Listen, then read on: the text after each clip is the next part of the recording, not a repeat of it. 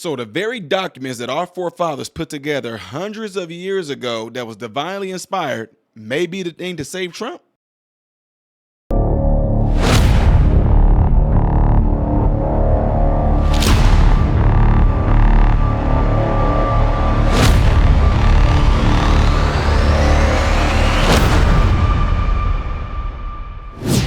What's going on, everybody? Appreciate you all being here. I am Ty Smith, Modern Renaissance Man. Make sure you follow me at all the platforms you see listed above and right down here, if you would, please. And also, make sure you hit the like button so this video can be circulated within the YouTube algorithm and so that my videos will continuously be recommended to you. I appreciate you guys doing that. I appreciate you guys putting in the work. We just hit 390,000 subs few days ago, and we're already climbing almost to 400,000 with 6,000 more to go. And it's because of the hard work and dedication and the loyalty that you guys are putting in to help this channel and this message grow. It's not about me growing. It's about me speaking on behalf of a lot of Americans, black, white, Asian, Indian. It doesn't even matter. A lot of people have written me and told me how grateful they are that I'm putting it out there. And you can tell based off of how I present myself and the information that I bring to you guys, I'm not leaning left and I'm not leaning right. I'm just putting it out there and telling you what I think on this. I'm not a Republican. I'm not a Democrat. I'm not a conservative. I'm not a liberal. I'm just me, period. And I just tell you based off of how I see things. That's it. One thing I always pride myself on is pretty much going towards the unfiltered truth, period. No agenda, just truth. So anyway, with that being said, I want to bring you guys to this topic that just came up today, that came across my desk regarding Donald Trump. So if you don't know, Letitia James has sued Donald Trump and 400 and some 50 million plus, almost $500 million. It's a lot of money. It's a lot of money. And where Trump is right now, according to what he posted on Truth Social as well, if he doesn't come up and don't have the money, which it appears, and I don't know if this is true, it's appearing that he didn't, because I'm just basing what he said off of Truth Social, that if he doesn't come up with the money, he's going to have to sell some of his assets, which is some of his buildings that are in New York. And they're telling him that he has until Monday to do so. And that's just to appeal. He has to pay this before he can appeal. So what people are saying right now is that he might have a saving grace, which I don't know. I told you guys before, and I said on all my videos, I'm not having no expectations towards anything. But they're saying there's something in the Constitution that may be able to save him. Watch this. Kevin O'Leary, well, he is slamming New York Attorney General Letitia James and her lawsuit against Donald Trump. Watch this. Should think well past Trump. Whether he's president or not, or whether this attorney general is gone in 4 years or not, it's irrelevant. This is case setting against the American brand. This is an attack on America. And I don't know how you can look at it any other way. We need an adult in the room now. This is the United States of America under siege. Congressman Russell Fry, Republican from South Carolina, joins me now.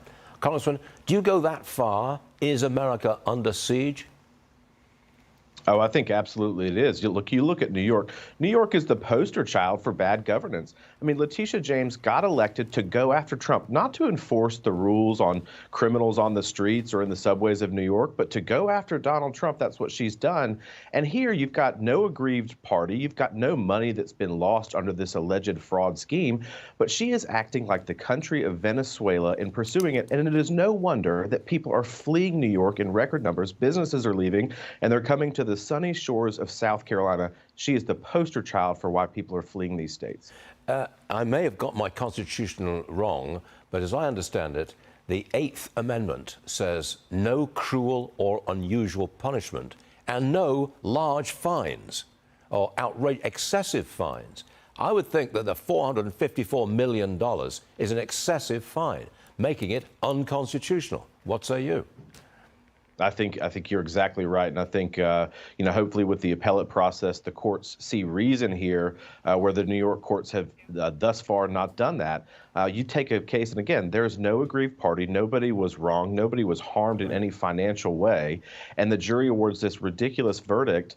And at the end, they can't. It's so large that they can't even get a bond to secure it. And so it is unconscionable that we're even here, but I think the Eighth Amendment is certainly in play. That's from Congressman. Senator Bernie Sanders and the United Auto Workers Union President Sean Fain again pushing for this shorter work week. This is a Washington Post op-ed, and they claim this push for a 32-hour week is not a radical idea. Their words. Congressman, what do you make of this? Do you think this could really happen? I mean, Bernie Sanders claiming something is not radical is, I think, in itself an ironic twist. I don't know that the guy's ever proposed anything sensible that would work for the economy. Look, we are suffering under inflation right now. Businesses are having trouble hiring people. The last thing that we need to do is adopt some socialist utopia that comes out of Bernie Sanders' mouth. I think it's the wrong message for America, and it's the wrong message for the workers of this country. No chance of it actually happening? None? Not under this Congress. I mean, Republicans, albeit a small majority, have the gavels, and I would venture to say that even on the Democrat side, there are people who look at this and go, "This is just not right for our country." Congressman, we are relieved to hear this. Congressman Russell Fry, thanks for joining us, sir. Always appreciate it. See you soon. Thanks a lot. Thank you, sir.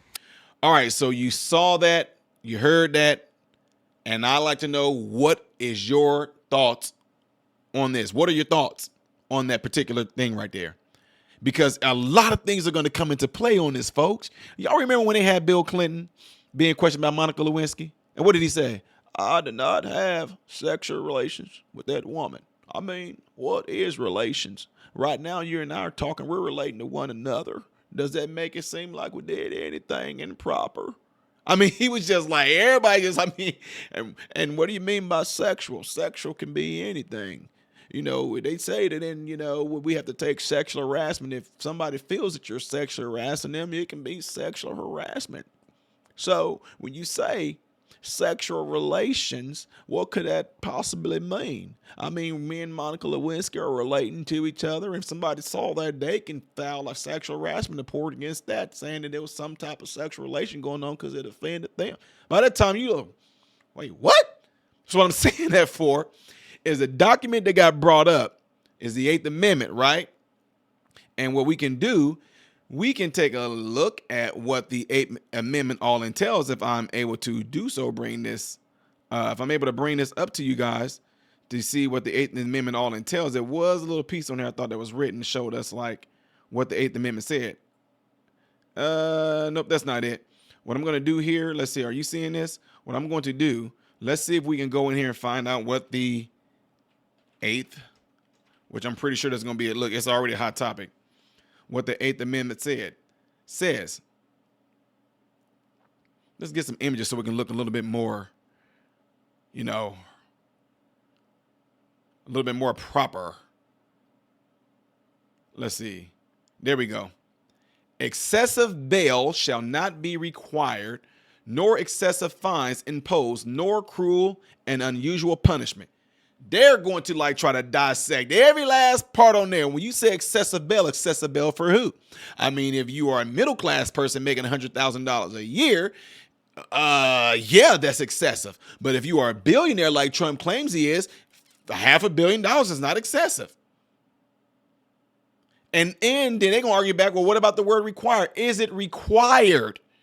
Well, by law, he is required to pay this because we've successfully sued him. Judge Engoron ruled on it. Now, excessive fines. Again, if it's a middle-class person, $500 million is an excessive fine. But for somebody that's claiming that they're a billionaire, $500 million may not be an excessive fine. Right? Said excessive fines impose nor cruel and unusual punishment. Who is going to be the ruling factor on whether this is cruel and unusual punishment? And this is where I think the Supreme Court is going to come into play on this right here.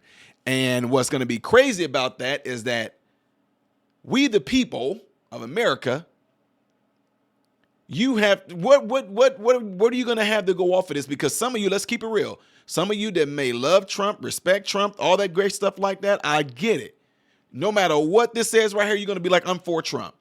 Those of you that despise what Letitia James is doing, despise the left, despise Biden, you're going to say this right here is exactly what they're doing. Those of you that love what's happening to Trump right now and feel that Trump deserved what has happened to him right now, you guys will look at this and say that's rightfully deserved. But is that actually the intentions of why the documents were written? Is that the intention? This is based off of who you like and you don't like? Or this just need to be based off of completely being unbiased, bipartisan? Because what if it happens to you? What if you make $100,000? Let's say that you're a $100,000 and you get hit with like $50,000 fine and saying you need to pay this by a certain period of time. And you're like, man, they want me to pay half of what my salary is a year. Would you feel that that's excessive? Would you feel that that's cruel and unusual?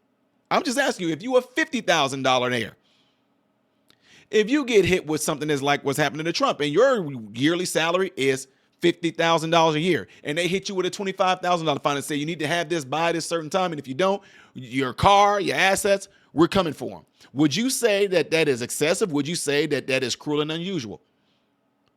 Now, that ain't even what's happening to Trump. I don't even know what Trump's worth is, but I thought that, let's just say, for example, I don't know what Trump's worth is, but this may be wrong because we are using Google, and Google sometimes fashion things according to what they want you to see. Let's see. Trump's net worth. $2.6 billion is what Trump's net worth is, I guess. So let's just say, you guys can see this, Trump net worth is $2.6 billion. Now you might look at that and say, oh, that's not going to hurt him. I mean, he just pretty much take that $6 billion, he'll still be left with $2 billion. But is that excessive? Is that unusual punishment?